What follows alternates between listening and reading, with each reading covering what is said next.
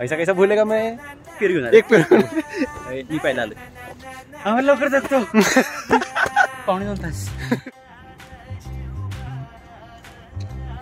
चौराई देवी मंदिर small trek Sunday. भिगड्या डोंगरच राहणार चाकर शिवबाच होणार. हेल्दी राहण्याचा आणि वर्कआउट करण्याचा खूप मोठा फायदा आहे. आम्हाला लवकर जगतो. काय वाटतं 1 तासाच्या ट्रेक मध्ये किती ब्रेक घेतला पाहिजे? पावणे 2 तास. एवढ्या मोठ्या ट्रेकची प्रिपरेशन तिघात मिळून एक पेरू घेऊन एक पेरू.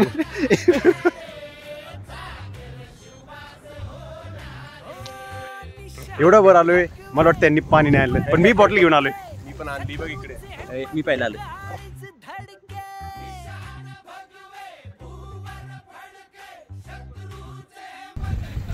चप्पल स्टँडवर काढून ठेवा. स्टँड तर खाली राहिला ना. Bus stand. आता बस स्टँड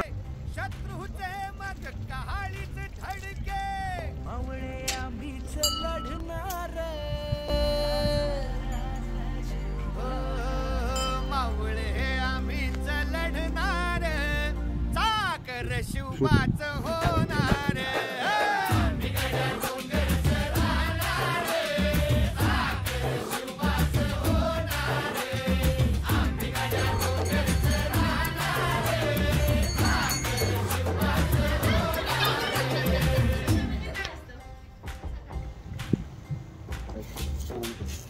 आपण आणलेले पेरू नाही आणलेला पेरू आणलेला पेरू खायला बसतोय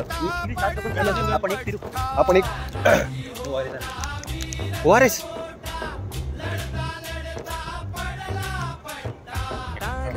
पेरू विथ ORS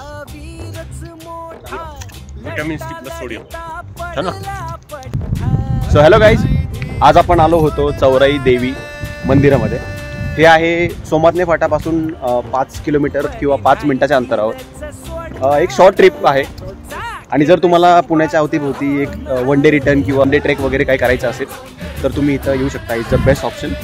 कारण ट्रेक आहे तो मोस्टली आहे 1 तासाचा.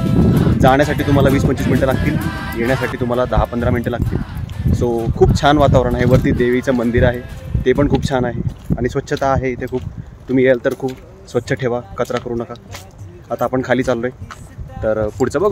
सो ट्रेक आहे, चौराई देवीचं मंदिर आहे वरती.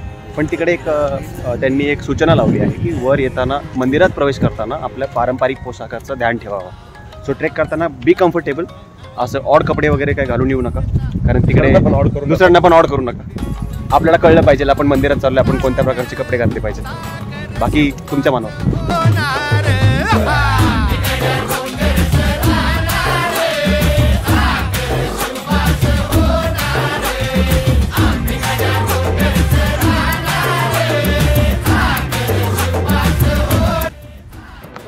आपल्या दर्शकांना